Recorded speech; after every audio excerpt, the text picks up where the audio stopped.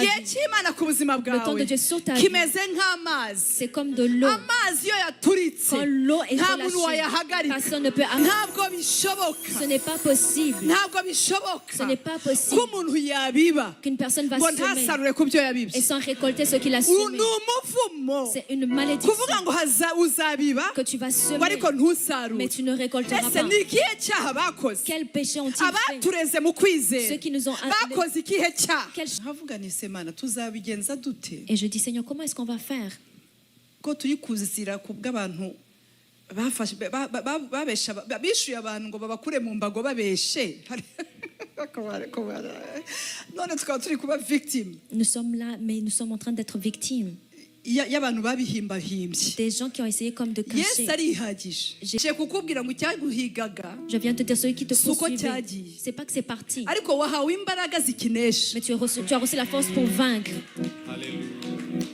Ibyagushakaga Ce qui te cherche, biracyahari c'est encore là. ariko muri iri joro byakutse amenyo. Mais dans ce Kubizi neza ko Yesu wizeye ari ukuri. Puisque tu sais que le Jésus en Christ est Ahantu uri vrai. ari aho ukuri. Là où tu es, c'est Ariko vrai. niki gituma twihisha? Qu'est-ce qui fait en sorte qu'on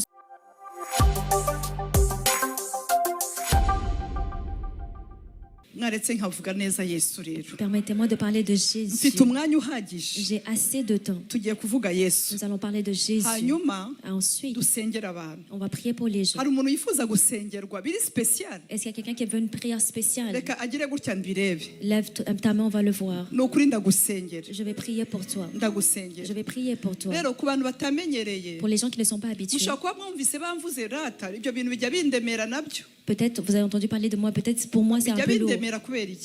C'est un peu lourd pour Kuko moi. mushobora kugira high expectation kuri jye ugasanga bababwiye ibirenze. Vous allez avoir Kandi beaucoup. ibyo bavuze ntibabeshe. Et ce qu'ils ont dit, Bavuze c'est pas ukuri. mensonge. Ils ont dit la Ariko vérité. jyewe, Mais pour moi, hari ibintu muvuga. il y a des choses que vous dites. Nkajya nibaza hari ubwo muhamagara n'umuntu nkajya gushaka umuntu mugiye guhamagara nkasari jyewe. Des fois, So Imana imbabare niya generation yavuze. et là, c'est comme la génération qu'ils ont dit. Imana idutabare natwe. Que Dieu nous aide. Yesu ashimwe cyane. Amen. Haleluya. Amen. Rero Yesu ni muzima. Donc Jésus est vivant. Njye nta munsi ndabona Yesu adakora. Je n'ai jamais vu le Seigneur Jésus ne pas agir. Jyewe nta nubwo nzizera Imana itavuga. Moi, je ne vais pas croire en un Dieu qui ne parle pas. Nizeye Imana ivuga. J'ai cru en un Dieu qui parle. Nizera Imana ikora. Un Dieu qui agit. Nizera Imana ikorana n'umuntu. Un Dieu qui agit dans une personne. Nkaba mu bantu Et je vivais avec des babonye gens Yesu akora qui ont vu Jésus mu agir buryo bwa bucece de façon efficace. ukabibona mu buzima bwa on a personal level. Et on l'a vu de None façon ukajya personnelle. wumva wakoma induru. Et tu veux crier. Ukajya wumva wabisakuza. Tu veux le parler partout.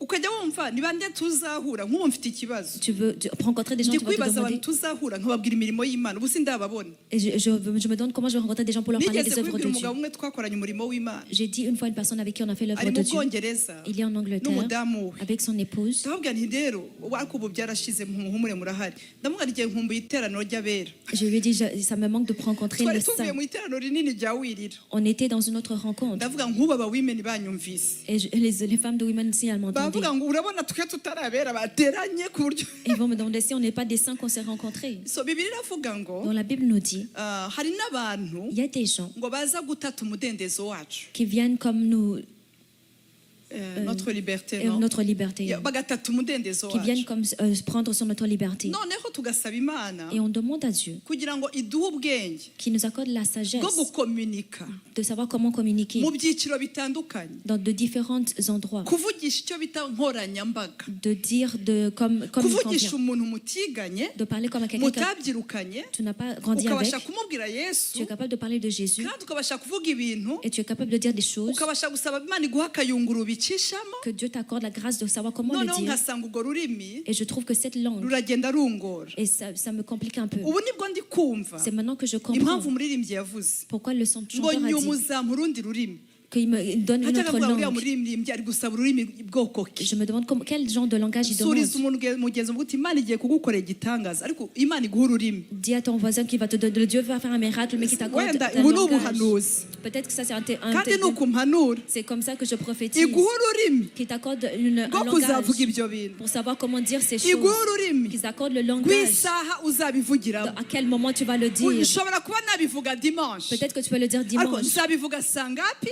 Mais quand est-ce que je vais le dire? nzabivuga mu uhe mwanya. Dans quel moment je vais le Noneho dire? ngira ikigeragezo cy'umugisha Maintenant, j'ai une tentation qui vient de la kubera ko bénédiction. kuva mpamagarwa Depuis que j'ai été rimwe na appelée, rimwe hari igihe tutavuga encounters cyangwa se ziri personal, reka mvuge ndumva umwuka anyemerera kuvuga je sens le Saint-Esprit me conduire comment j'ai eu cette kuva rencontre mpamagarwa personnelle. Depuis que j'ai été niba ari appelée, uko imana yari izi yuko nakuriye muri innocence ikabije, je ne sais pas si Dieu savait parce que j'ai grandi dans l'innocence. so yahisemo esprit ya discernement, Il m'a donné l'esprit de discernement. ama ikintu cyitwa kurondora imyuka. Il m'a donné de savoir uburyo comment ubundi reconnaître. muri kamere yanjye sinakurondora sinamenya n'icyo wariye, Dans ma nature, je ne pourrais pas reconnaître, discerner. ariko kubera imana yahise impa iyo mpano Nicole, Parce que le Saint-Esprit m'a donné cela. ubu n'umuntu ufite ishari ubu ndamuhumurirwa. Maintenant, même quelqu'un qui a Kandi comme la iryo colère, tiku je ntaryo sais reconnaître. nagiraga. Avant, je ne savais pas ça. ariko mwantabaye bwira mugenzi ngo nicyo nacyo ni ikibazo. Dis à ton voisin, ça aussi c'est un nkaba problème. umuntu ushaka gushimisha kameme abantu n'abanyeshari batahe bishimye, Il y a quelqu'un qui ariko veut plaire à tout mwantabaye le bwira monde. mugenzi ngo n'abanyeshari kugira ngo nabo bajye bafashwa. Même les coléreux, que eux aussi soient aidés. Rero ukavuga uti Mana, Tu te dis, ibi Seigneur, ni ibya hehe, comment ça va se ibi ni passer? iby'abande, Ça c'est pour ibi qui? bizagenda gute? Comment ça va se faire? Ni gute ushobora kugira témoignage, Comment est-ce que tu peux avoir un témoignage? ni gute ugiye kuvuga Imana Comment tu vas parler de Dieu? ariko Imana ikanagukiza runiga mpinja, Et Dieu te préserve. ikagukiza umwuka wa Herode Il te préserve de l'esprit ushaka d'Hérode kwica. qui veut tuer. Ndashaka kubabwira ngo Imana ibamaze ubwoba. J'aimerais dire que le Seigneur vous garde de Ntabwo la numvise peur. amena nziza ariko ndazi. Amen. Noneho ariko ndangije Et en finissant, Imana irambwira ngo minyo Dieu m'a dit, ngiye Mignonne, gukora ibintu je vais faire des choses. niyo wabihisha ntibizakunda. Même si tu essaies de cacher, ça ne va pas marcher. Mwantabaye rero niyo wabihisha Même si tu essaies de ntabwo cacher, ça ne bizakunda. va pas marcher. Nzanye breaking news, Je viens avec aba des hafi nouvelles. n'abakure bazabimenya. Ceux qui sont de proches, et Ese ceux uyu qui sont munsi ni loin uwa veulent nyuma cyangwa savoir. ni uwa kangahe? Est-ce qu'aujourd'hui c'est la dernière Aba journée? hafi n'abanyuma Ceux bazabimenya. de proches et de loin vont Ngarutse kuvuga savoir. ngo sohoka mu buvumo. Je viens dire de sors de la caverne. Bene data, Amen. n'ubu ngubu ndo ndababwira ibi. Même maintenant, je suis en train de vous Hari dire, ibintu Yesu yatubwiye ndabwira abantu bavuganye n'Imana. il y a des choses que Dieu nous a dit. Je parle avec Noneho ceux nkajya qui ont... mbisura muri agenda Je regarde nkabireba l'agenda. ngahita nisetsa Et jyenyine. moi aussi, je me fais Ariko rire. Mana urasetsa. Et je dis, Seigneur, tu es drôle. Ariko nkumva oya ni drôle buriya Twe- oya ntabwo yaba drôle. Ariko you are just amazing. Hallelujah. You are just merveilleux. amazing. Ariko icyo gifaransa icyongereza nacyo ni cyiza. Tu es merveilleux. Twa duserviye tubanza nta duhari. Aha nta ego rata. Yes abakugisha. Yes ashimwe. Que Dieu soit loué. Mbwira uwo muntu ko bigiye guturika uzabihisha ute? Comme ça va exploser, comment est-ce que tu vas cacher?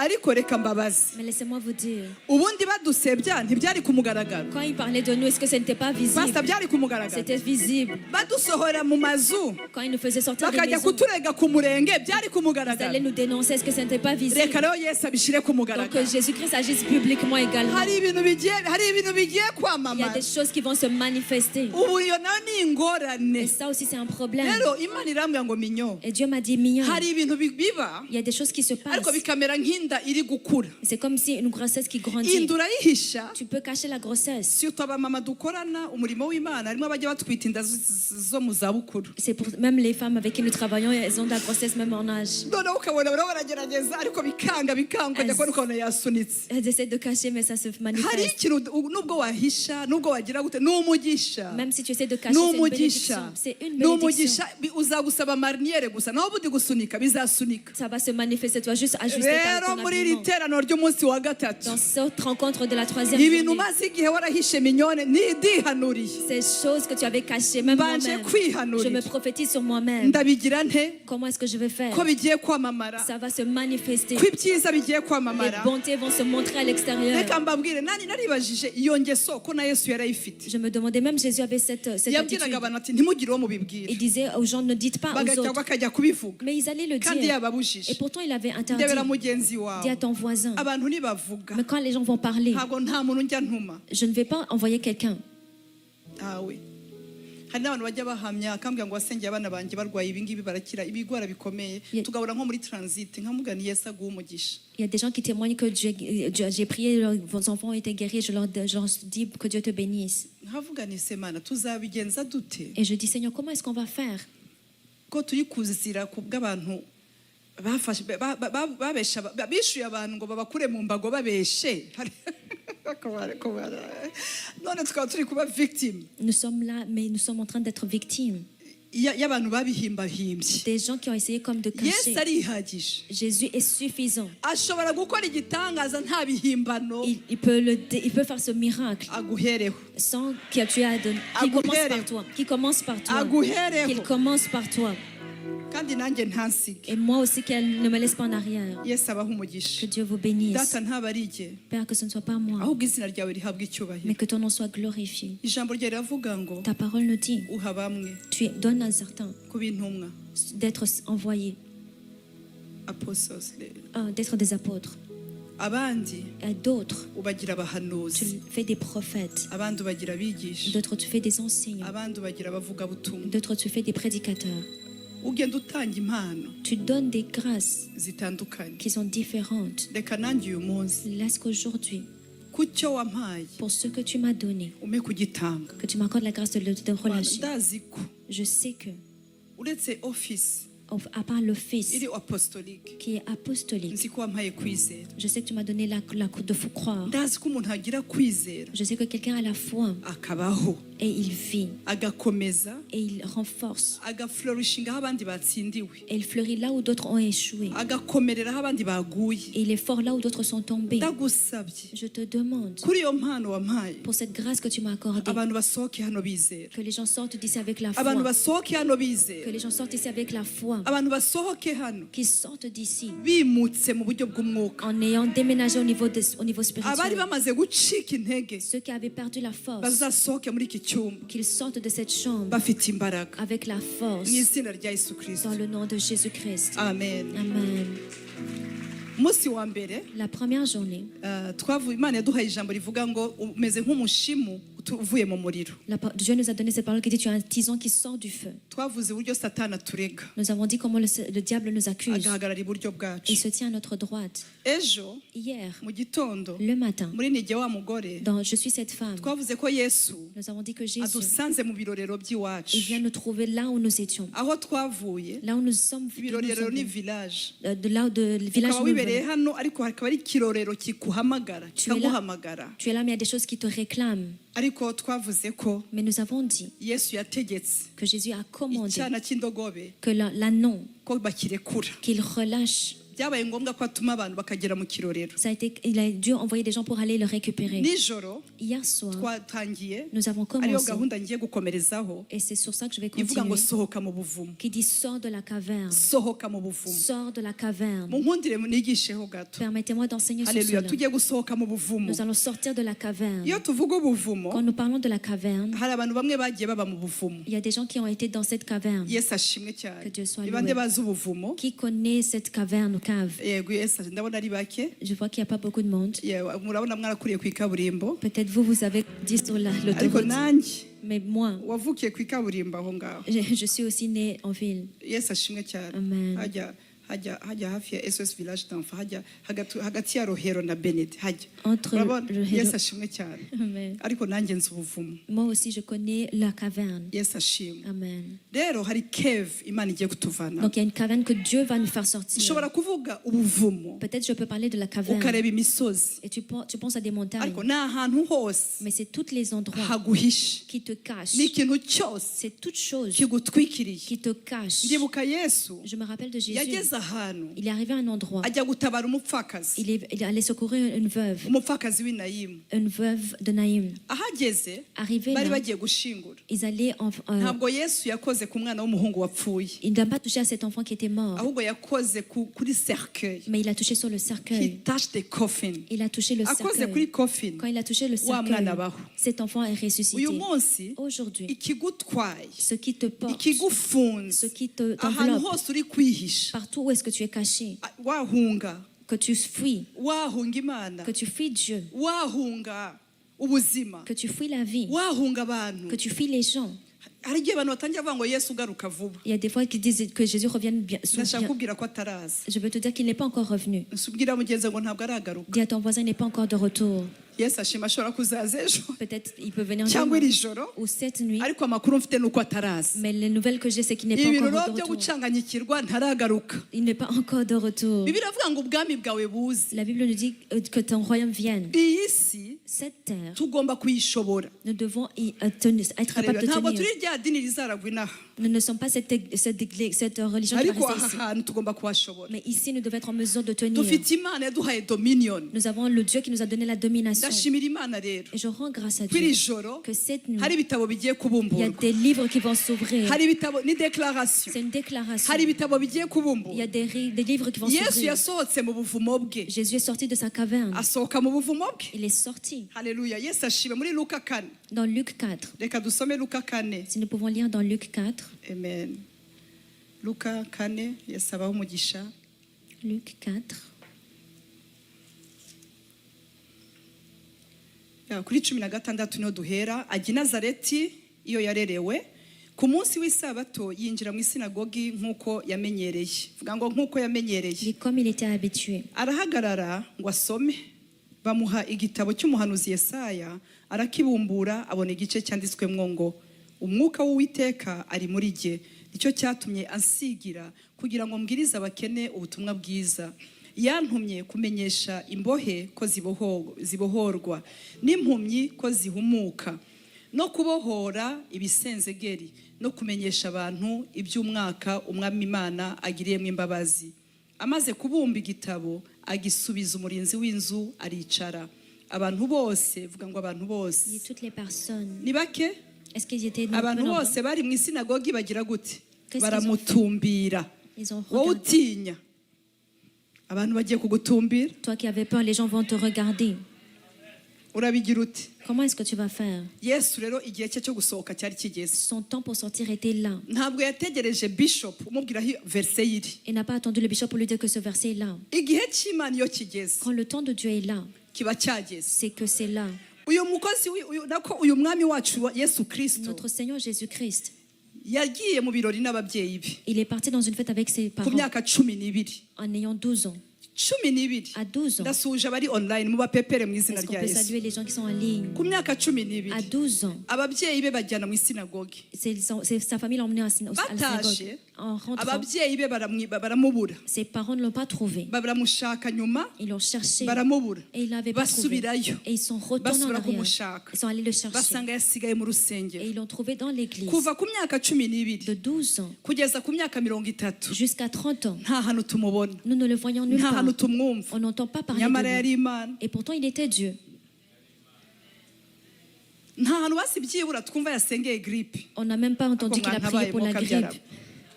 Mbariza umuntu mwicaranye ngo wese wabika amavuta imyaka 18 Dis à ton ukayabika. voisin, est-ce que tu pourrais garder l'onction pendant 18 ans? Ushobora kuyabika. Est-ce que tu peux garder? Sekonda ntari kubireba neza. Wabika dore niyo uje mu rusengero ukamara amezi 2 ngo misiyo yanjye ngo Imana iravuze ngo irarangiye kuko bataguhaye kuyobora gahunda. Même quand tu es dans l'église, tu viens, passes 2 mois, tu dis non. Abakristo ntabwo ari mwebwe iyi generation. Dans cette génération, Ni generation iri kubeginga pulpit. c'est une génération qui cherche le pupitre. Ni generation iri gushaka ahantu hagaragara. Et c'est une génération qui cherche là pour Ariko être vue, idafitiye ibyo muri cave. mais qui n'ont pas les choses de la Niba Imana caverne. ivuga ngo dusohotse muri cave. Même quand Dieu dit on sort de la Muri caverne, cave nicyo uhasohokanye. dans la cave, tu sors avec quelque chose. Ntabwo ari ugusohoka muri cave gusa. C'est pas juste de Ni sortir. amavuta Il y a usohokanye. une onction que tu sors Ni avec. imbaraga Il y a usohokanye. une puissance avec Ni laquelle tu ubushobozi sors. Il y a usohokanye. une capacité que Ni tu sors avec. karagita Imana yaguhaye muri iyo myaka Un yose. caractère que Dieu a bâti durant ces Bene années. data Imana yateguye abantu. Dieu a préparé les gens. Tubizi tutabizi hari abantu bateguwe. Qu'on le sache ou pas, Dieu les a préparés. Barahari bateguwe. Il y en a qui ont été préparés. Bicaye ahangaha. Et ils sont ici assis. Ndabona abagabo. Je vois des Ndabona hommes. abagore. Je vois des femmes. Haleluya. Amen. Reka nkubwire Imana igukuyeho Dieu enlève igihe cyo kwicara utegereje muri kiriya le cyumba. temps que tu es assis à attendre dans la chambre. Icyamu ugasimbuka umuntu utazi icyamuzanye. Si tu sautais quelqu'un qui Erega ne wowe sait pas wateza pourquoi il est là. indege kugira ngo ugere aha. Toi, tu as pris l'avion Gerageza pour venir. wirwaneho. Que toi, tu veilles, tu regardes à Gerageza toi-même. wirwaneho. Regarde à toi-même. Igihe kirageze. Le temps est arrivé. Umwami Que Yesu. le Seigneur Jésus. Umwami Le Yesu. Seigneur Jésus. Ese hari abinginzi bicaye muri iyi Est-ce qu'il y a sare? ici des gens qui Umwami prient? Le Yesu. Seigneur Jésus. Umwami Le Yesu Seigneur Jésus. arategurwa Il a été préparé abantu batareba. alors que les gens ne le voyaient Aba pas. kwa Yosefu. Il était à Aba Joseph. mu nzu Il y'umubaji. était dans la maison du menuisier. Ariko ntiyabwira Mais umubaji. il n'a pas dit au menuisier Mimi niko na upako. que moi je suis Mimi quelqu'un. niko na upako. Mimi nakupita. Moi je peux te Sinzi frapper. ibintu abajene. Je ne sais pas ce que les jeunes Mujya mupfa na generation que zabanje. vous avez contre les générations qui sont venues avant. Ariko mwana abaye nkavuga mwe ukabyara. Permettez-moi de Mufiki parler. n'abababanjirije. Qu'avez-vous contre ceux qui Wari sont uzi venus ko avant? buji Ça veut- iyo yakije indi zose zishobora kwaka Quand une bougie allume les autres vont aussi s'allumer. ikintu Une chose gituma qui fait en sorte uvuga ngo yosuwa arahagurutse ngo mose aragiye Que je- urabishaka hiki que Josué se lève et Moïse s'en va. muri iki gihe rero Dans ce temps-ci, dufite ba mose bazarama nous avons des Moïse qui vont tenir n'aba yosuwa et des bazatangira Josué qui vont commencer. se hari abantu bantabara bakavuga ariko mwabuze ntabwo bishoboka Ce n'est pas possible. ntabwo Ce bishoboka n'est pas ko possible umuntu yabiba qu'une personne va ngo semer ntasarure ku byo et yabibye sans récolter ce qu'il a ni semé. umuvumo C'est une malédiction kuvuga ngo uzabiba que tu vas ngo semer, ariko ntusarure mais tu ne récolteras ese pas. ni ikihe cyaha bakoze Quel péché ont-ils fait? abatureze mu kwizera Ceux qui nous ont bakoze ikihe cyaha Quel péché ont-ils commis gituma bapfa ngo dukore qui meurent pour bashobora que nous, kubaho ils peuvent vivre tukabasazisha et neza on s'occupe d'eux dans leur vieillesse. niba muri canada Si au Canada, baratekereje sentazi z'abasaza ils ont fait des centres pour Ni les gute personnes âgées, ijuru comment est-ce que le ciel rishobora kwibagirwa uwakoreye imana pourrait oublier quelqu'un qui a servi le ndashaka Seigneur? undebere mugenzi wawe Regarde à ton voisin umubwire ngo mu busaza niho ujya ntabwo ariho uva et dis, tu vas dans waba uri la vieillesse, umugenzi que tu sois une uzasaza jeune, tu vas vieillir, waba uri muto que tu sois jeune, tu uzasaza vieilliras. ese hari umuntu wambara nkavuga uyu mwanya Permettez-moi de parler. mbabira mubwire mugenzi ngo tutazeka tu Dis, on va vieillir. ikintu ngiye kukubwira cya mbere Ce que je vais vous dire, la première ntabwo abantu chose, bazabikubwira umuntu wese washaje toute personne qui est âgée, ntiyemera ko yashaje elle n'accepte pas qu'elle est âgée. se hari abantu turi kumwe ahangaha Est-ce bagiye qu'on est kumfasha ensemble? Est-ce que vous pouvez m'aider? ndabizi kuri nyogokuru wanjye Je le sais par rapport à ma ariko grand-mère. turimbira indirimbo zo mu gitabo Elle nous chantait les chansons du zo mu gitabo Elle chantait les chants. manu ijwi ryaragiye La voix était partie. ariko hayitiki mama hayitiki ata ntiyemere Elle n'acceptait pas. haleluya munsi y'umusaraba ariko ntiyemere ko ryagiye Elle n'accepte- nta muntu n'umwe washaje ubizi Personne qui est bwira gênée. mugenzi ngo wabona nawe ushobora kuba utangiye gusaza ntubimenye Regarde à ton voisin, peut-être que toi aussi tu es en train de vieillir sans le savoir. icya kabiri Deuxièmement, nta muntu washaje ukunda kurekura mikoro personne qui est âgée qui veut relâcher le micro. mwamba bariya mukamvugira neza ibintu twaza tukumva Permettez-nous de parler. ndashaka kumva abantu bari Je veux ahangaha entendre les gens qui sont ici. so it's up to you Donc ça dépend de toi kumenya de igihe cy'imana ku buzima bwawe reconnaître le temps de Dieu sur ta igihe vie. cy'imana ku buzima Le temps bwawe de Dieu sur ta vie. kimeze nk'amazi C'est comme de l'eau. amazi iyo yaturitse Quand l'eau est nta muntu relâchée, wayahagarika personne ne peut arrêter. umuhamagaro uri ku buzima La bwawe grâce qui est sur ta ugiye vie kumera nk'amazi va aturitse être comme l'eau qui est relâchée. ariko hagize umuntu uvugira haleluya Est-ce que quelqu'un cyane peut dire Alléluia? haleluya Alléluia. ibintu byo kuvuga ngo Ces choses de ngo dire, barakuryamiye oh non, ils ngo sont, barakwicariye ils sont assis, ils ngo sont contre- ngo bagusengeza akanyarira quand ils ngo ont prié pour toi, baraguhambira ils t'ont turi allié. hano Nous sommes là. turi hano Nous sommes ndi là. ikimenyetso Je suis un nta signe. masengesho mabi wakora Il n'y a aucune prière, Ku buryo mauvaise prière wampagarika. que tu peux faire pour m'arrêter. ntabwo bishoboka Ce n'est pas possible. ntabwo ndi kwiyemera Je ne suis pas en train de me I vanter. know the Lord I Je serve connais le Dieu que je sers. kuko naje gusanga J'ai trouvé que amasengesho sa y'iminsi 40 gusa c'est les prières, c'est pas juste 40 amasengesho jours. La prière, nayo umuntu yahunitse c'est que quelqu'un qui a persévéré. ntabwo babyumvise Est-ce que vous we avez entendu? ndashaka kubwira mugenzi ngo ibyo wahunitse bigiye kugutunga Dis à ton voisin ces choses que tu as tenues. vuga ngo ça va sohoka mu buvumo te- Sors de la caverne. ibyo yesu yaguhunitsemo Ce que Jésus-Christ a mis en bigiye toi, gutangira gukora muri uyu ça va mwaka commencer à agir en cette année. ibyo yaguhunitsemo Ce qu'il a mis en toi, ntabwo bizacuya ça ne va pas. ibyo yaguhunitsemo Ce qu'il a mis en abantu toi, ntibabihagarika les gens ne vont pas ibyo l'arrêter. Ce yaguhunitsemo qu'il a mis en toi. yesu we mureke iri joro twirate maze dusohoke muri iyi sare maze ikirere kimenye ngo hari abantu birata Que agasha le ciel sache qu'il y a des gens qui se ariko vantent. mwakwicaye gatoya nkababwira Asseyez-vous pour un moment. Alléluia. Amen. Ensuite, il roula le livre, le remit au serviteur et s'assit. Yesu subira hejuru gato yabumbuye igitabo Il a ouvert le livre cy'umuhanuzi Yesaya. de l'Ésaïe. Ntabwo Yosefu mumbabare munyumve Permettez-moi de ni wowe dire, ufite uruhare rwo gusohoka aho uri. c'est toi qui as la capacité de sortir de là où tu es. Mureke mvuge amavuta arakora L'onction agit. akaguha icyo bita imbaraga, Il te donne la force. ariko wowe Mais toi, ni wowe ufite guhitamo. c'est toi qui dois choisir. yesu Jésus, yarezwe na yosefu na il mariya a été éduqué par Marie et ariko Joseph. si bo bamubumburiye igitabo, Mais c'est pas eux qui ont écrit le livre. si bo bamuvanye mu buvumo. C'est pas eux qui l'ont fait sortir de la caverne. Yasubiye muri rwa rusengero, Il est retourné à l'église. aragenda afata umuzingo w'igitabo, Et il a pris le rouleau du livre. arawubumbura, Il a ouvert. ahita agwa kuri verse. Et il est tombé sur ce verset. Ikizakwereka ko igihe cyawe kigeze, Ce qui te montre que ton temps est là. ntabwo uzagwa kuri long verse, Tu ne vas pas tomber sur un long uzagwa kuri verset. verse yawe. Mais tu vas tomber sur ton verset. Ahageze Arrivé là. ahita arasoma, Et il a lu. umwuka w'umwami Imana L'Esprit du Seigneur ari kuri jye. est sur moi. Mureke mvuge. Permettez-moi de parler. Nakunze ijambo Ashley yavuze J'ai aimé cette parole que Ashley a dit. ngo mfite ubushobozi ariko igikiza nuko mbizi. Je sais ce que je suis. Je sais quelque chose que Niba j'ai en moi. wibagiwe ibindi byose tahana ijambo rya Ashley. Si tu as oublié toute chose, garde cette parole que Ashley a dit. Apollinaire yararirimbye ngo kubimenya nibwo buzima. Apollinaire a dit, le savoir, c'est ça qui est la Ko vie. mwantabaye tukavuga ngo haleluya cyane. Amen. Alléluia. Bene data, Bien-aimé, twebwe muri nobo tugenda mu ijambo rivuga ngo ariko mwebweho nous marchons sur cette muri parole. ishanga ryera, Vous êtes, muri abantu Imana yaronse vous êtes un peuple que Dieu kugira ngo s'est choisi mwamamaze pour que vous puissiez ishimwe. publier les louanges. Reka mbabwire, Laissez-moi vous dire, nimubona ukuntu mwese muri kundeba, vous voyez comment vous me regardez. ndamazi. Je suis assez. Reka mbabwire akantu kamwe, Laissez-moi vous dire, nugendera ku gipimo cy'abantu, si tu vas selon le poids que les gens te donnent, ukagendera ku gipimo baguha buri le munsi, niveau que les gens te donnent chaque jour, ntabwo uzagera aho Imana tu ne igushaka. vas pas arriver là où Dieu te veut. Ibi ndababwije ukuri, Je vous le dis en maze vérité. imyaka mu murimo, Ça, j'ai passé beaucoup nakoze d'années dans l'œuvre. ibiterane by'amakapozi, J'ai fait des conférences de couple. twabirangiza Et en terminant ça, bakambwira ngo wakoze ibintu byiza, et on me dit, tu as fait des bonnes ngo ariko choses, ngo uzadukore n'iby'abasingo. mais que tu fasses aussi pour les Kavuga célibataires. ko aba bantu baranshaka hiki sindaruhuka, Et je leur dis, mais je ne suis pas proposé uzadukorera iby'abasingo, qu'on fasse des conférences pour les ubutaha nakora célibataires. iby'abasingo, Quand je fais pour les célibataires, ngo ubutaha il dit prochainement uzadushakira iby'abateenagers. Ariko qu'on man, cherche pour les adolescents. aba bantu uziko wajya rusororo barebara, ariko murabyumva bene data, ni ukuvuga ngo ntukagendere ku gipimo cy'abantu. Ne va pas selon ce que les gens disent. Iki ni ukuri. Ça, c'est la vérité. Ngiye kubabwira ikintu nzi nk'uko nzi izina ryanjye. Je vais vous dire quelque chose que je connais comme je connais mon nom. Ndazi ko nkijijwe. Je sais que je suis sauvée. Ni ukuri Imana iha umugisha Que Dieu bénisse. umuhanuzi waza tikishi urakijijwe. Ariko Le vraiment ni prophète ukuri. qui dit, tu es sauvé. Merci beaucoup vraiment, merci. Je vais dire merci.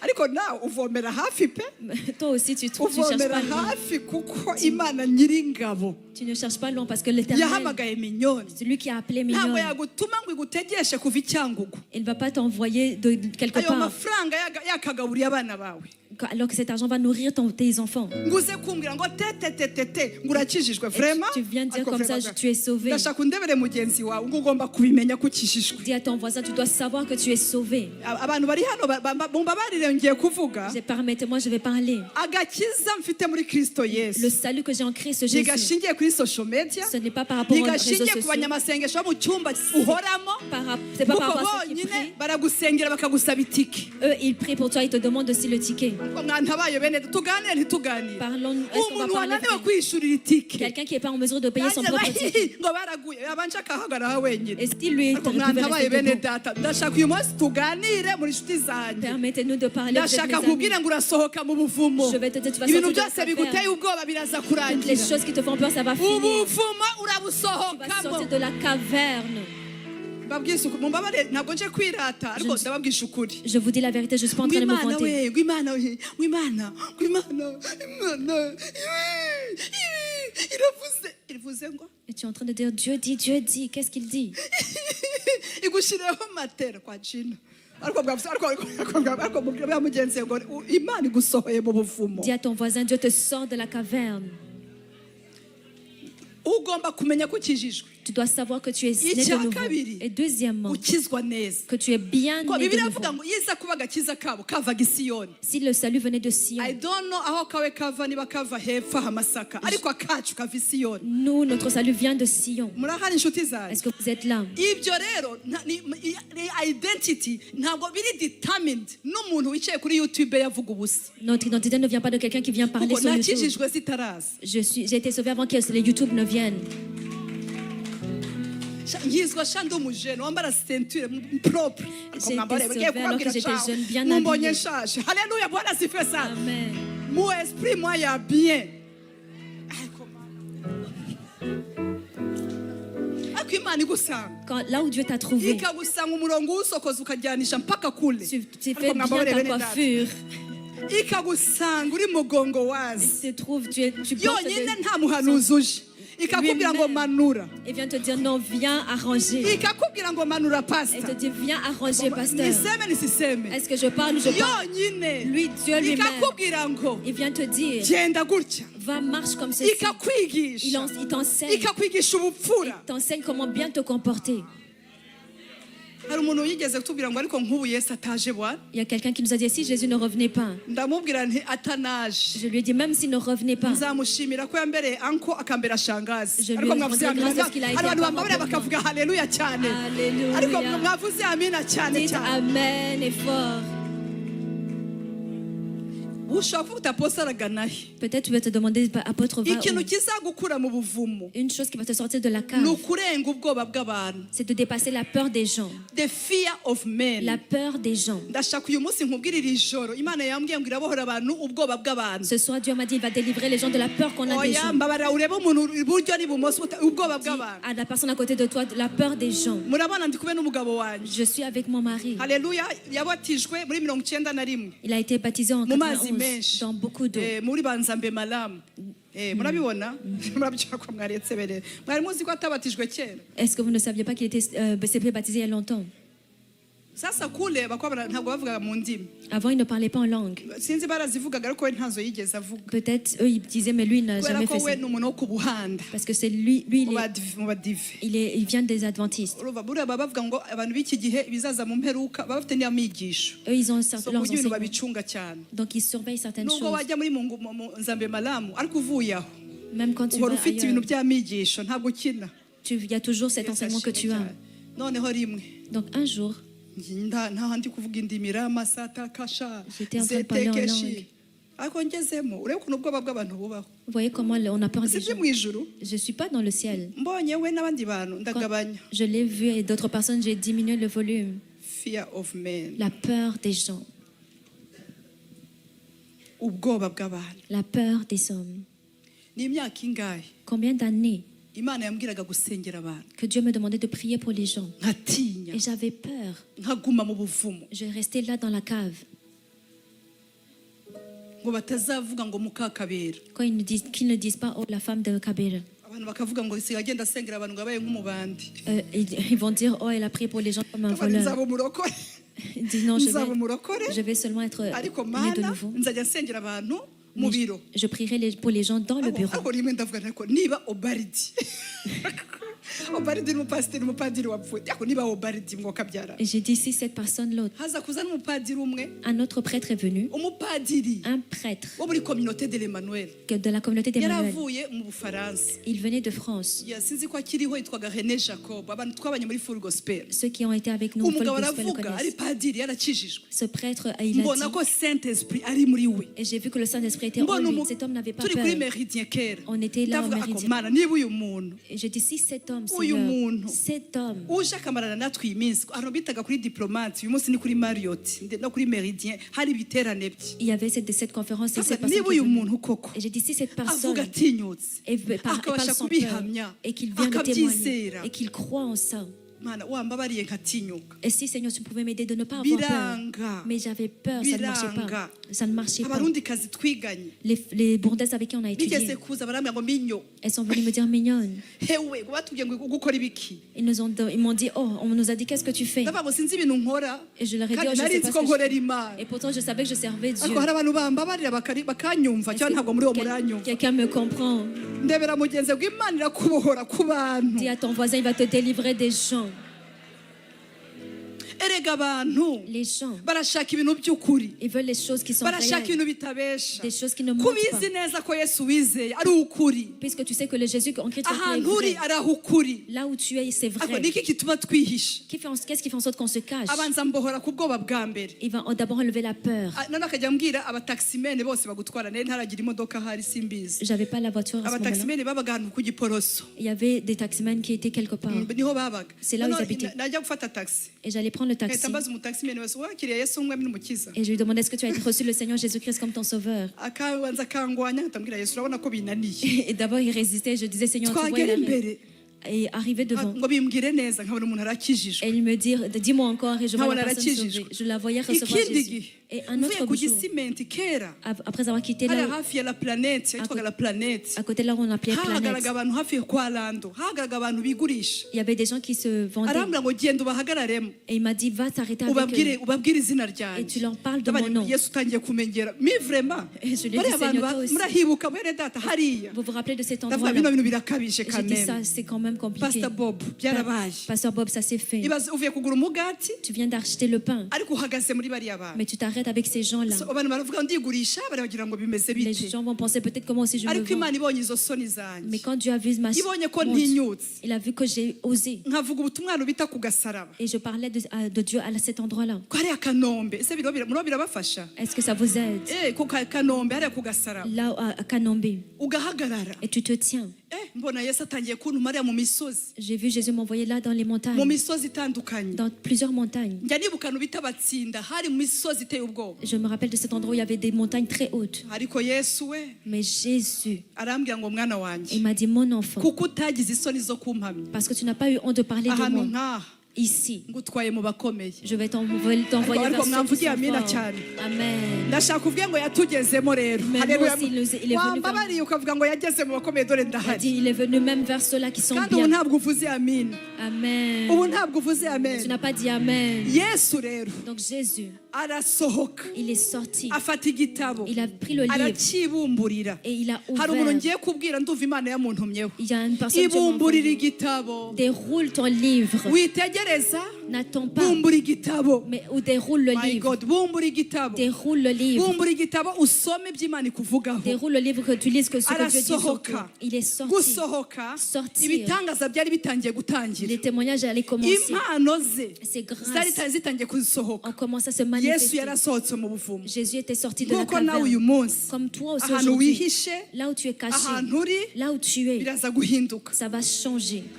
biraza guhinduka, Ça va être changé. biraza Ça guhinduka. va être changé. Imana iraza gukora ikintu kidasanzwe. Dieu va faire quelque chose d'inhabituel. Haleluya. Amen. Yesu ashimwe. Que Dieu soit Vuga ngo loué. ngiye gusohoka mu buvumo. Dis à quelqu'un, je vais sortir Reka de la dusome cave. urwandiko rwa Samweli Si nous pouvons lire dans Samuel, wa mbere 23. 1 Samuel 23, urwandiko rwa mbere rwa Samweli 24:5. 1 Samuel 24, 5. Bishobotse bafite no mu kinyarwanda bahashire.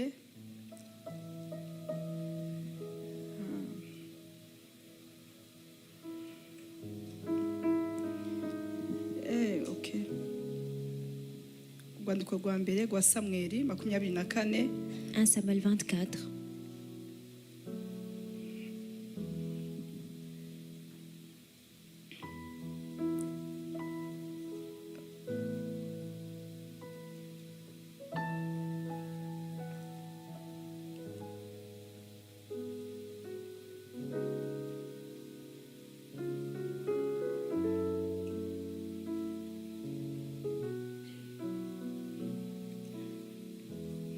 Pardon, 23. 1 Samuel 23.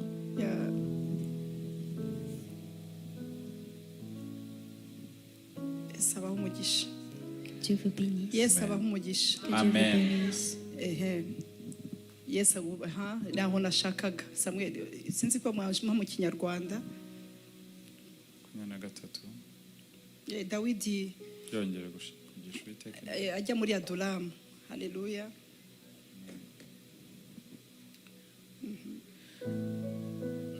Ariko abantu ba Dawidi baramubaza bati, mbese ubwo tugiriye ubwoba hano i Buyuda, nitugera i Keyila kurwana n'ingabo z'Abafilisitiya, bizacura iki? ongera kandi ariko abantu ba Dawidi baramubaza bati mbese ubwo tugiriye ubwoba hano i Buyuda yego nitugera i Keyila kurwana n'ingabo z'Abafilisitiya bizacura iki? uhere nanone kuri 22 1 à 3 Samuel 22, 1 à 3. 22 rimwe kugeza kuri kangahe nko kuri 4 gutyo. Nuko Dawidi avayo arahunga arasukira mu buvumo bwa Adulamu. Bukeye bakuru be na bene wabo babyumvise baramanuka bamusangayo. Yego. Kandi abari mu makuba bose n'abarimo imyenda bose n'abinubaga bose bateranira aho ari abo umutware wabo. Nuko abari kumwe nawe bari abantu nka 400. Yego. Bangahe pastor? 400. Yego. Bukeye Dawidi avayo ajya i Misipa i Mowabu. Abwira umwami w'i Mowabu ati ndakwinginze unkundire data na mama bimukira ino mubane kugeza aho nzamenyera icyo Imana integeka. Yego. Ndashaka ugere ku aho umuhanuzi Gadi yavuze. Bukeye umuhanuzi Gadi abwira Dawidi ati nukuri iki cyanzanye hano. Wiguma mu buvumo. Bari gira umuntu bwira abantu nka batatu ngo wiguma mu buvumo basi. Ne reste pas dans la forteresse. Urashakisha umuntu uyu munsi ugomba kurangiza mu mbaraga. Quelqu'un tu vas sortir. Vuga ngo sohoka mu buvumo bwa Tu Montréal. vas sortir de la forteresse de Montréal. Sohoka. Sohoka muri ayo madeni. Sors des dettes. Sohoka muri icyo kibazo. Sors de ce problème. Igihe cyawe cyo kubumbura ibitabo cyageze. C'est le temps que tu déroules le livre. Ese hari umuntu wamvugira haleluya Est-ce qu'il y a cyane? quelqu'un qui peut dire Alléluia? Pastor ongera wasaba umuhanuzi nde? Bukeye umuhanuzi Gadi Yes. abwira Dawidi ati Vuga ngo ni jyewe bari kubwira C'est à shiraho izina toi que- ryawe. abwira c'est à toi qu'on Pasagode parle. ati Yego. wiguma mu buvumo. Wiguma mu buvumo. Ne reste pas dans la cave. Agira ate? Buvemo Vuga ngo ndabuvamo mu izina rya Je Yesu. ndabuvamo mu izina rya Yesu.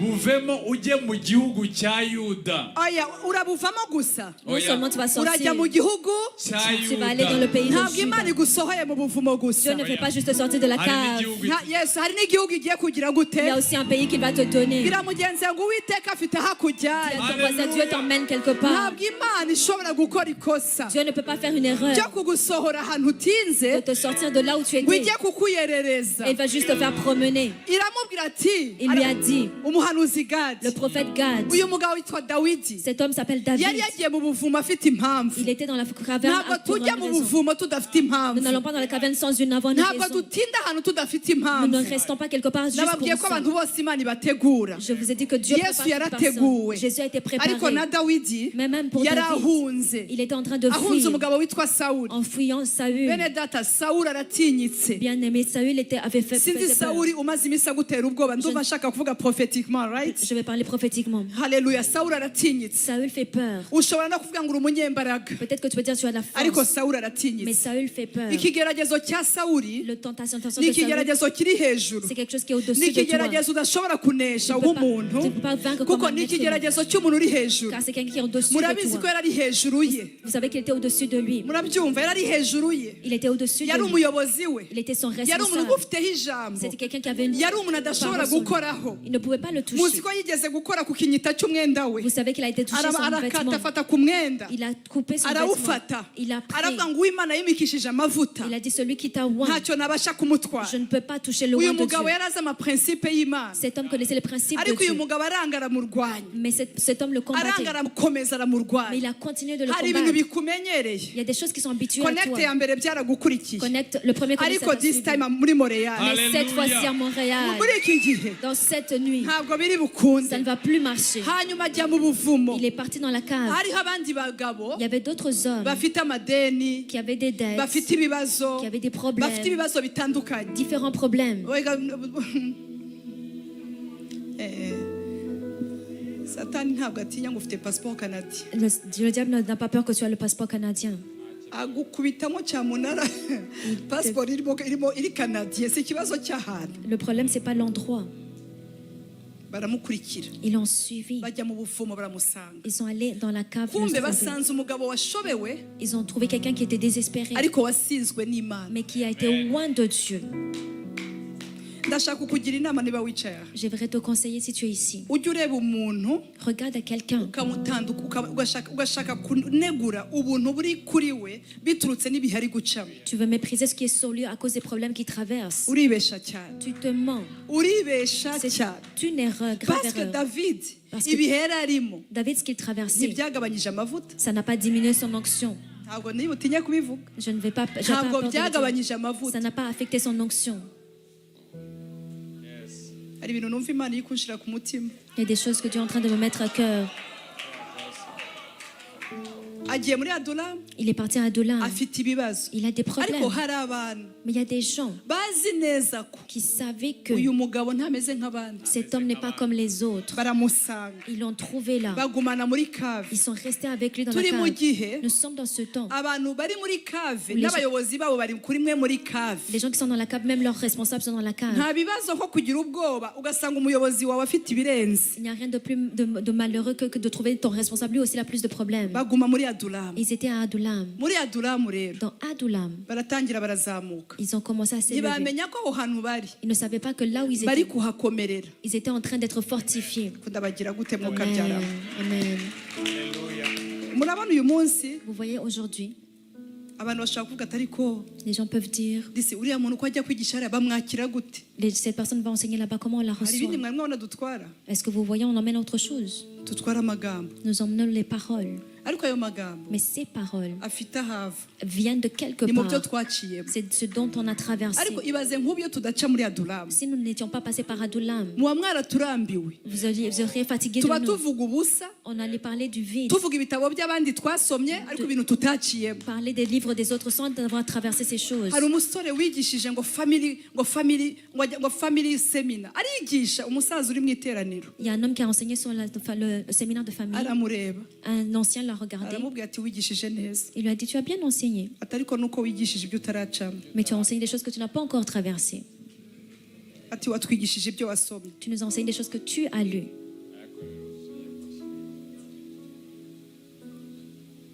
uko batinze muri Adulamu Autant ils sont restés à Adullam. basohokamo ari abanyembaraga Ils sont sortis en étant fortifiés. basohokamo ari abakire Ils sont sortis en étant ntabwo ndi sauvés. butinye kuvuga ngo ubukire Je ne vais pas avoir peur d'être... basohokamo Ils sont bari sortis. diferent Ils étaient différents. ariko uyu mugabo se Mais cet homme, si we waje akabahanurira n'est-ce pas lui qui est venu leur akababwira parler? ati David Ils leur ont dit, David, ni iby'ubuvumo mu burimo c'est vrai, vous êtes dans la cave, ariko sohoka mais sors. nje kukubwira ngo icyaguhigaga Je viens te dire, celui qui te Suko poursuivait, cyagiye. c'est pas que c'est parti, ariko wahawe imbaraga zikinesha mais tu as reçu la force pour vaincre. ibyagushakaga Ce qui te cherche, biracyahari c'est encore là. ariko muri iri joro byakutse amenyo Mais dans cette nuit, numva ashaka ndumva byakutse amenyo muri iri on joro l'a brisé cette nuit. ndumva muri iri joro Je sens que cette nuit, intare watinyaga nta menyo ikigira le lion que tu avais peur, il n'a plus ses ariko dents. wagize umuntu ndebera ukamuga uti reka da Dis à ton voisin, c'est fini. nta kigenda Ça marche plus. farawo arasakuza gusa Pharaon ne fait que du bruit. ariyo arasakuza aha hanze ariko Il y en byamurangiranye a qui font du bruit dehors, mais sohoka mu buvumo sors de la caverne, sohoka muri ubwo bwoba sors de la peur, sohoka muri intimidation sors de l'intimidation.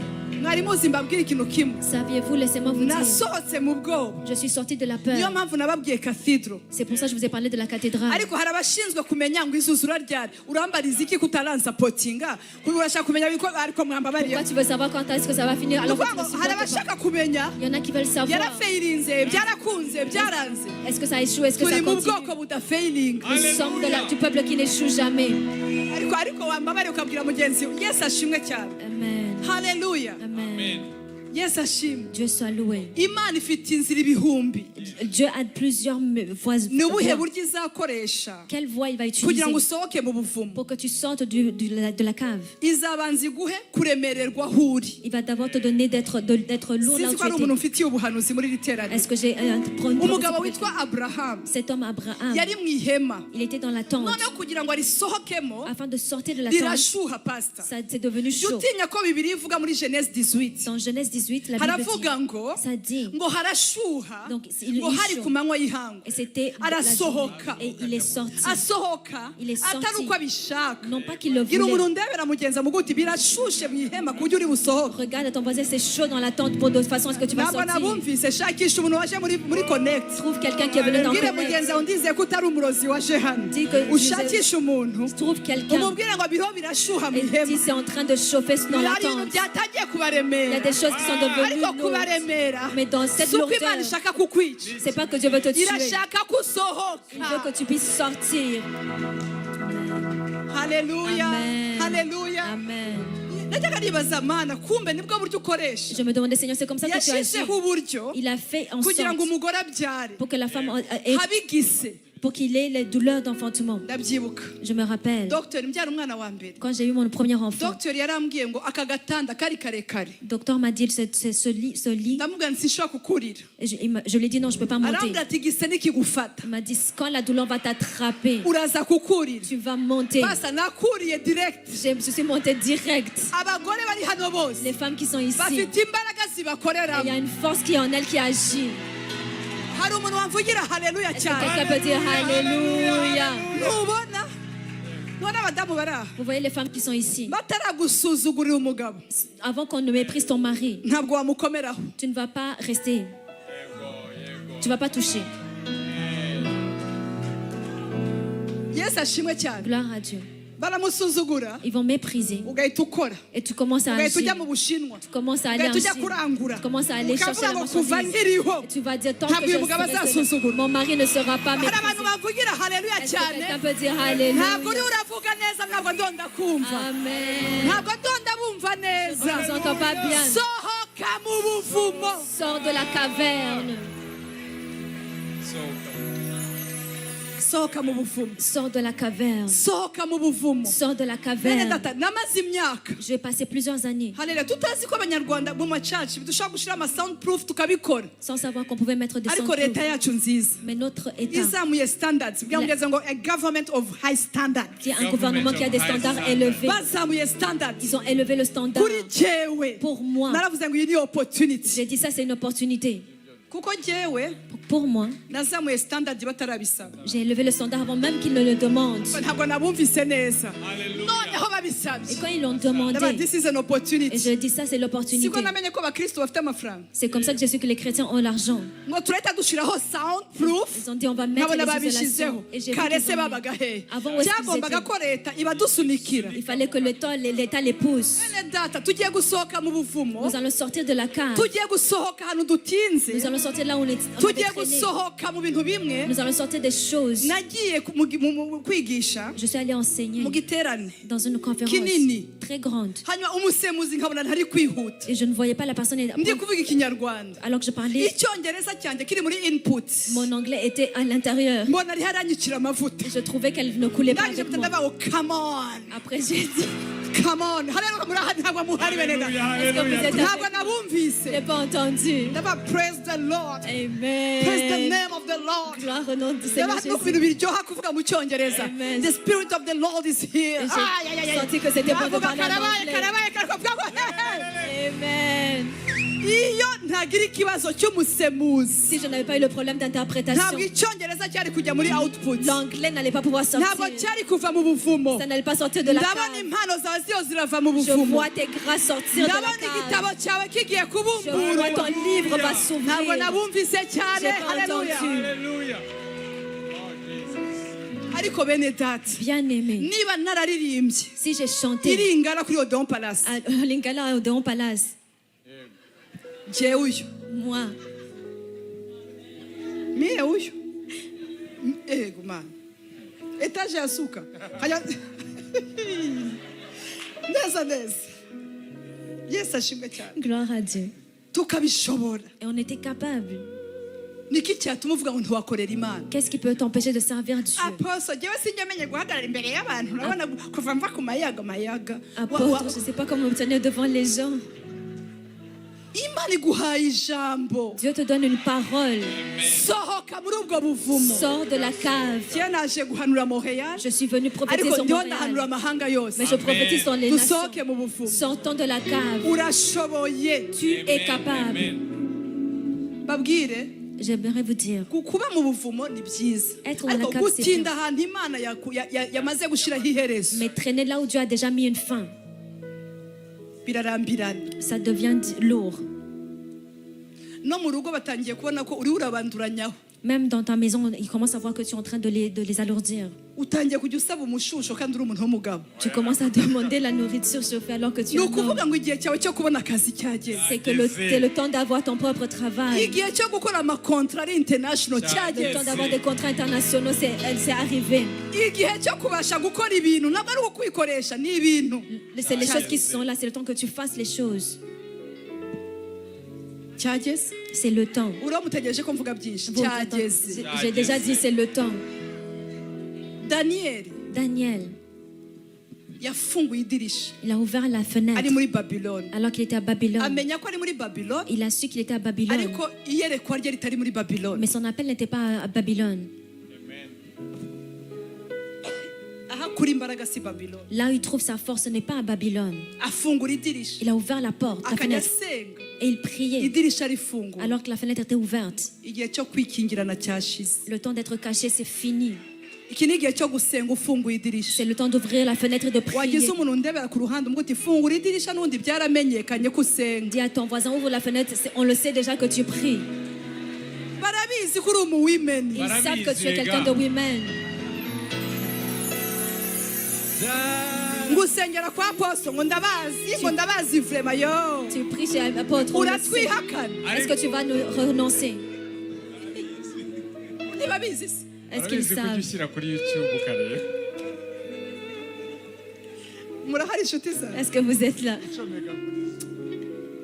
ngo ubuse ntibabona ko nagiye mu bintu ngo shango birimo abagore rose ariko shango S'ils vont te voir, tu es allé dans ces choses. ibibazo ufite ntibikeneye umugabo cyangwa umugore bikeneye Les amavuta problèmes que tu as ont besoin de l'onction.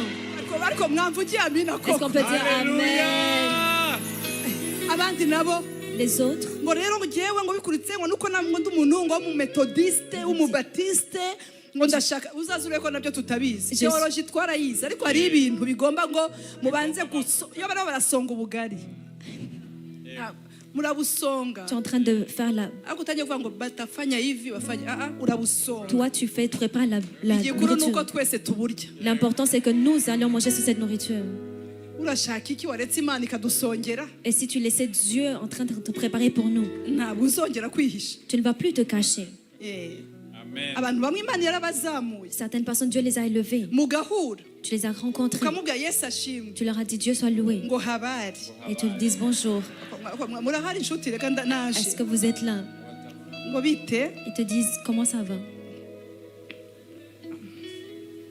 ngiye kukubwira ikintu kimwe J'aimerais te dire une chose. nuko abantu bari hano hanze bakunda abantu bari mu bintu neza Les gens qui sont dehors, ils veulent voir les gens qui sont bien kuko établis. wowe niba ubyihakana Si toi tu renonces, barabona ko n'ibyabo uzabyihakana ils vont savoir que toi aussi tu vas renoncer à leurs choses. ugire strong personality Et une personnalité forte. saba imana iguha imbaraga Demande à Dieu de te donner la force.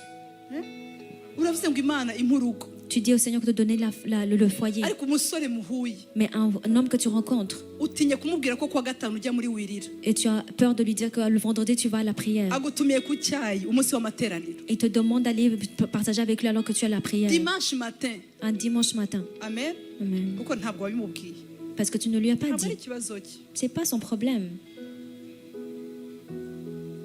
ntabwo wamubwiye ibyo wubaha Tu ne lui as pas dit ce que tu honores. ntabwo wamubwiye values zawe Tu ne lui as pas dit c'est quoi tes valeurs. yesu ashimwe Que Dieu soit loué. kameze ngo sohoka mu buvumo Sors de la cave. sohoka Sors.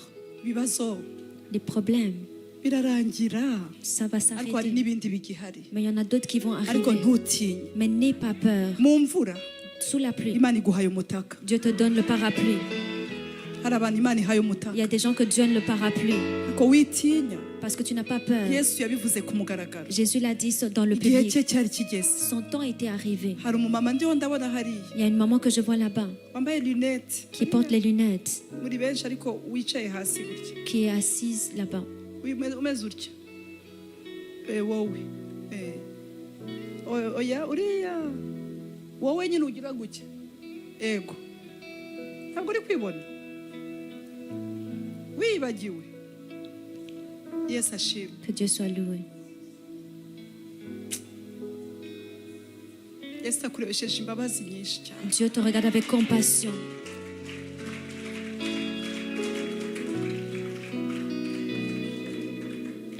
hari amayira abiri Il y a deux voies. ariko yesu ayagukuyemo. Mais Dieu t'enlève de là. ayagukuyemo. Il t'enlève de là. ayagukuyemo. Il t'enlève de là. niwe wakugejeje aha mu bitangaza bye. C'est lui qui t'a amené ici par ses miracles. ni nawe ugiye kugukura mu kibazo Et c'est lui qui va te faire sortir de ce problème udashobora kwikuramo. que tu ne peux pas t'enlever. akumaza umubabaro wo mu buto. Il t'enlève la douleur de la jeunesse. turaguhaye icyubahiro Mana. Seigneur, nous te rendons toute la gloire. sohoka mu buvumo. Sors de la cave. sohoka muri icyo kibazo. Sors de ce problème. navuga abantu benshi Imana yagiriye neza Je pourrais parler de plusieurs personnes que Dieu a fait du bien, bemeye gusohoka. qui ont accepté de sortir. Esther Esther yamaze igihe kinini a passé beaucoup de temps ahisha identite. en cachant son si identité. igihe cyose uvuga uwo uri we Ce n'est pas tout le temps que tu dises qui tu es. ariko hageze Mais quand c'est le moment, hari hageze c'était le moment. byabaye ngombwa ko babimenya. Elle devait le dire. asohotse mu buvumo Quand elle est sortie de la cave, abayuda baratabawe. les Juifs ont été secourus. iyo adasohoka Si elle n'était pas sortie mu buvumo de la cave, abayuda bari kurimbuka. les Juifs allaient périr. birashoboka ko ari cyo gihe cyawe. C'est possible que ce soit ton temps. birashoboka ko C'est possible que ari wowe ce soit toi imana ihagurukije muri iyi connect. que Dieu élève à Connect. birashoboka C'est ko possible itorero imana ihagurukije hano que l'Église élève dans cette conférence. ari wowe uzariyobora. C'est hano toi qui vas- ndavuga hano Que Dieu élève ici à Montréal. bishobora ko ari wowe uzariyobora. Peut-être que c'est toi qui vas conduire. birashoboka. C'est possible. uratinya. Tu as peur. ikindi Autre chose, harimo umuntu hano wagiye mu bintu byinshi il y a quelqu'un qui est parti dans plusieurs choses umuhamagaro urawureka et tu as abandonné l'appel. ariko ukugumamo Mais c'est resté en toi. ariko ukomeza ukwepa. Et pourtant, tu continues à échapper, à fuir. yes ariko hari amakode Mais il y a des codes. menshi akurimo Il y a des codes qui sont nombreux qui sont en toi. ku buryo umaze iminsi uburana n'imana. De façon à ce que tu es en train de rencontrer Dieu. Dieu est en train ariko de ndumva dealer iyi avec toi. saha Mais je sens cette wari uzi ko soirée. imana yakuzanye muri ubu buvumo Savais-tu que Dieu t'a Au emmené dans Canada. cette cave du Canada? iraguhisha. Il t'a caché. barabanza barakwibagirwa aho wari uvuye Ils t'ont oublié de là où tu venais. ariko konje irashize. Mais le congé est terminé. irashize. Congé prend fin. Le congé prend fin. ndabyumva. Je le sens. irashize. Le congé prend fin. urabigenza uteze. Comment est-ce que tu vas faire? ko yaguhamagaye n'aha ngaho ntaho wayicikira. Celui qui t'a appelé, tu ne vas pas l'échapper même ici. ibimenyetso Les signes. usigaye uryama ukikanga. Tu dors et tu sursautes. ufite inzozi. Tu as des rêves. inzozi uri umuntu w'umugabo. Tu es un homme et tu as des rêves. uzi ibintu wikanga. Savais-tu les choses que tu ngaho mu sursautes? nda ngaho he Tu sens dans le ventre. ugapima ariko bagasanga nta kirimo. Ils vérifient, mais il n'y a rien. ntabwo ufite amahoro. Tu n'as pas la paix. et pourtant tu as l'argent tu as tout mais tu n'as pas de paix parce que ton temps abantu baba bararimbuka. Il y a des gens qui sont en train de subir. ibyo ufite Ils attendent ce que tu as. ntabwo imana ikubwiye ngo utangire itorero. Dieu ne te dit pas de commencer une église. non Non. ariko sanga Mais trouve aho abandi bari là où d'autres personnes se rencontrent. ube inkwi Que tu sois comme igiye un guhagarara mu bandi. buisson qui va te soutenir avec les autres. ni iki gituma Qu'est-ce qui fait en sorte uvuga ngo uratinya Yezebeli. que tu dis que tu as peur de Jézabel? utinya Celui dont tu as peur, ntabwo agifite imbaraga. elle n'a plus de puissance. ibintu biguteye ubwoba Ce qui te fait peur, ndabona ntabyo. je ne les vois plus. c'est ça le message que j'ai. Amen. niyo message mfite hano hantu. C'est le message que j'ai ici. birashoboka ko wumva iyi message C'est possible que tu entends ce message kumva n'iyundi. et tu penses que c'est pour quelqu'un d'autre. ta famille Ta famille, watinya kubabwira ibyiringiro byawe. tu as eu peur de leur partager ce que tu as à cœur. ubuhamya umaranye imyaka Le témoignage que tu as pendant plusieurs années. Imana yaragukijije. Le Seigneur t'a guéri. Imana ikuvana ahantu kure Il t'a sorti de loin. igushira mu bakomeye. Il t'a mis dans les choses, dans les gens qui sont forts. Ariko Mais, ngo batazavuga. oh, qu'ils ne disent pas. Ariko igihe kirageze. Mais le temps est arrivé. Urabigira ute? Comment est-ce que tu vas faire? Ko hageze. Que le temps est là. Ntabwo ugisubiye aho wavuye. Tu ne vas plus retourner de là où tu étais. Hageze. Le temps est là. Hageze. Le temps est This arrivé. is my message. C'est mon message. This is your message. C'est ton message. Iyi message C'est ton message, son message. ndumva Je sens. nshaka kubabwira ikintu kimwe. J'aimerais vous dire ceci. Imana igiye gukora ibintu bikomeye Le Seigneur va faire de grandes choses. ariko biraremereye. Mais c'est lourd. Biraremereye. C'est lourd. Biradusaba character. Ça nous demande d'avoir le caractère. Biranadusaba Ça nous demande kurekura ibintu bimwe de relâcher des certaines tumaze choses iminsi ari byo twiyubatsemo. qu'on a bâties en nous. Mureke Kristo atuyobore Laissons que Christ nous conduise ku ruhare rusha tugiye kwinjira. dans cette nouvelle saison dans laquelle nous allons rentrer. Atuyobore Qu'il nous conduise. kuko ndabona Car ce que je vois, uburyo tugiye kuvuga mu Imana la façon qu'on va parler de Dieu, buri different ça va être différent. butandukanye Ça va être différent n'uburyo tubikora. de la façon qu'on le fait. Hari ibintu Yesu agiye guhindura. Il y a des choses que Jésus va changer. Simbizi ariko ndabona amahage ari kuvaho. Je ne sais pas comment il va faire. Bigiye kuba ibindi Ça va être d'autres choses. kuko abantu donc iminsi ni mike kandi abantu bagiye kumenya Imana. Le temps est court, mais les gens vont connaître Dieu. David David, sohoka. sors. Yego ntabwo uzaguma i Buyuda Tu ne vas pas rester à Juda. na Yerusalemu iragutegereje. Jérusalem attend après toi. Urihisha se ngo bigende bite? Pourquoi tu continues de te cacher? Yesu yarahagaze Jésus était arrêté. akagira ibintu avuga bugucece Il a des choses qu'il disait dans le n'ibindi avuga ku mugaragaro. dans le privé, dans le public. Ndumva gusa ari igihe cyo gusohoka, Je sens que c'est le temps de sortir, igihe cyo kwihisha. le temps de se cacher. Ntabwo biri bugukundire. Ça ne va plus être Ese possible. nkubwize ukuri, Est-ce que je peux te dire Sawuli la Imana vérité? ntiyamuvuzeho Dieu a parlé sur lui. bakamusiga amavuta. On l'a oint. Samweli akamubwira n'ijambo Samuel lui a dit une akamuha parole. n'ibimenyetso byose. Il lui a donné des signes. Ageze imbere, Arrivé devant. amaze kugera imbere, Après, quand il est arrivé ajya devant, kwihisha mu gikarito. il est allé se cacher. Ndabira mugenzi wawe mugutu umuntu muzima mukuru mu gikarito. Dis à ton voisin comment il peut aller se cacher dans un carton. Birashoboka ko iyi systeme utayimenyereye, C'est peut-être que tu n'es pas habitué à ce système. ariko iki gikarito urimo ndagitwika uyu munsi. Mais ce carton dans lequel tu es, je le casse. Ndashaka undebere uwo muntu mwicaranye muguti aposo ari anointed muri iri joro kugira ngo agukure muri icyo gikarito. Dis à ton voisin que l'apôtre est oint pour Umukozi sortir de ce w'Imana carton. Sawuli Le serviteur de Dieu ajya Saül, muri box il est allé se cacher dans le ngo carton kuko bavuze ko agiye kuba umwami. parce qu'on lui a dit qu'il allait devenir roi. Hanyuma bajya kumusangamo Et ils sont allés le chercher là.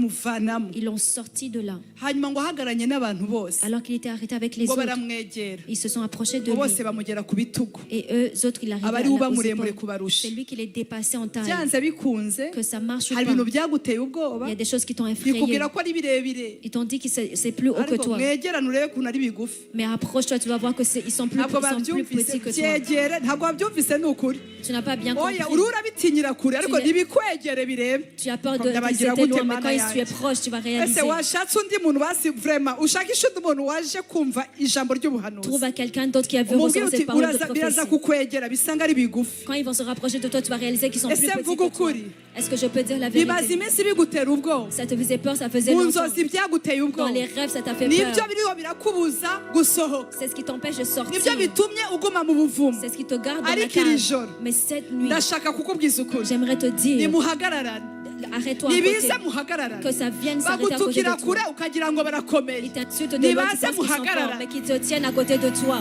Ndabagira gute muri iri joro? Bwira mugenzi wawe ngo sohoka mu buvumo, Dis à ton voisin, sors de la cave. sohoka mu buvumo. Sors de la cave. Bagutera ubwoba, Ça te fait peur. bagutera Ils te ubwoba, font peur. ukasigara uvuga uti ariko Et tu penses, tu vas dire, sinzi ibyo ari byo, je ne sais pas ce que ariko c'est. Yesu uri muri wowe Mais le Jésus qui est en ni toi, muremure kubarusha, il est plus grand que ni les autres. muremure Il est kubarusha. plus grand que. Ndashaka kumva haleluya, J'aimerais entendre le ni Alléluia. muremure Il est kubarusha. plus grand que. Oya bwira mugenzi ngo nibize nibaze, Dis à ton voisin que ça Il vienne. va, Qu'il vienne. ko numva noneho iterano ko ritangiye ndagira gute? Je sens que ça commence maintenant. Wagize umuntu umbwira ngo baje se bakakwegera. Dis-lui qu'il vienne, qu'il s'approche de toi. Haleluya haleluya Amen. haleluya haleluya. Alléluia. Ntabwo muri muratureba hano, reka nzamuke. I'm sorry nakubaganye. Yesu ashimwe cyane. Haleluya, haleluya. Amen. Wagize umuntu umbwira ngo bakwegereye. Dis à ton voisin qu'il se rapproche de toi. Sawuli, Saül, Imana yari yamaze kuvuga. Dieu avait déjà parlé. Rero nawe Imana yaravuze. Toi aussi, Dieu a déjà Kuri parlé. Yesu yaravuze. Sur Jésus, il a Ariko parlé. Yesu yibumbura igitabo Et wenyine. Jésus lui-même a roulé Aravuga le ati livre. umwuka w'umwami Imana ari kuri Il a jye. dit, l'Esprit du Seigneur est sur moi. Ntutegereze ko hari abantu bazaza kuguhamiriza. N'attends pas que les gens viennent Igihe parler kirageze pour wowe toi. uvuga iki kurimo. C'est le temps que toi, tu dis ce qui est en toi. Ntabwo nabumvise Je neza. n'ai pas entendu. Uraza gusohoka muri connect ya Tu vas Montreal. sortir de Connect Ibintu Montréal. byose wabonaga biguteye ubwoba. Toutes les choses que tu avais Oya, peur. uko bigusatira Le plus que ça va nibwo se uzamenya kuri rapprocher. hejuru Tu yabyo. vas reconnaître que tu es plus Nibwo élevé. uzamenya kuri hejuru C'est là yabyo. que tu vas reconnaître que tu es plus élevé qu'eux. Hari ukuntu Il y a deux façons. Abisirayeli Les Israélites, bagize ubwoba bwa Farawo. ils ont eu peur de Pharaon. Bagira ubwoba. Ils ont eu peur. Bwira umuntu umbwira ngo sohoka mu bwoba. Dis à ton voisin de sortir de la Sohoka mu peur. buvumo. Sors de la Ujye cave. mu gihugu cy'Ubuyuda. Que tu ailles dans le Dore pays de igihugu Juda. cyawe kiragutegereje. Ton pays Dore t'attend. amasezerano Les aragutegereje. promesses t'attendent. Dore amavuta Imana igiye kugusigira hari imbere ndahabona. Sans que Dieu a pour Ndumva toi. ngiye nshaka ko duhinduranya bari hariya baze hano. Ceux qui sont en arrière Kuko viennent ndabona devant. bariya abantu bari mu mwuka. Je vois que ceux-là sont sous l'onction. Haleluya, haleluya. Haleluya. Amen. Abisirayeli, Les Israélites, reka mbabazi. laissez-moi vous demander. Bariza mugenzi ngo uratinya iki? Inyanja itandukana ni wowe wayitandukanyije. Demande à ton voisin, tu as peur, mais est-ce que Wagize c'est toi qui umuntu avais mbariza séparé? mugenda ashaka tube talkative. Parlons ensemble. Umubwira ngo iri ni ijoro rya C'est le declaration. temps de la déclaration. Ese Abisirayeli, Les Israélites, inyanja itandukana quand la mer s'est séparée, wabigizemo uruhe ruhare? qu'est-ce que toi tu as fait? Hari ukuntu inyanja yatandukanye Quand le mer s'est Baratambuka. ouvert, quand le mer s'est séparé, ils sont ariko marchés. ntibibagirwa Et ils ont oublié, ils n'ont pas oublié. Ntibibagirwa yuko Ils n'ont pas oublié que ari amazi c'est de l'eau yahindutse ibikuta. qui sont devenus comme des murs. Baratambukaga Eux, ils marchaient. ariko mu kanya gato Et en peu de temps, bazi yuko bibeshe ils savaient que si wa muhanda ce chemin, wakongera ukaba amazi. ça va redevenir de l'eau. Ndashaka undebera umuntu muri kumwe. Regarde ton voisin. Mu gute ahantu unyura byoroshye abandi byarabakomeranye. Là où tu passes, c'est facile pour toi, pour d'autres, c'était compliqué. Ahantu ubona byoroshye kuri wowe Là où tu vois que c'est facile pour abandi toi, byarabakomeranye. pour d'autres, c'était compliqué. iyatumye Celui qui a fait en sorte inyanja yuma que la mer était sèche, niyo izagukiza Farawo. c'est lui qui va te sauver de Pharaon. Niyo izagukiza C'est lui Farawo. qui va te sauver de Pharaon. Mana mbabarira utambuke tambuka gatoya Marche, uvuge ngo marche. nsohotse mu buvumo. Dis, je sors de la cave. Ntabwo ndiho ndababona Je mubikora. ne vous vois pas. Vuga ngo nsohotse Dis, je sors mu gisuzuguriro. de mes prisons. Nsohotse Je sors mu ndwara. de la maladie. Nsohotse Je sors mu muvumo. d'être malade. Sohotse. Je sors Mu bukene.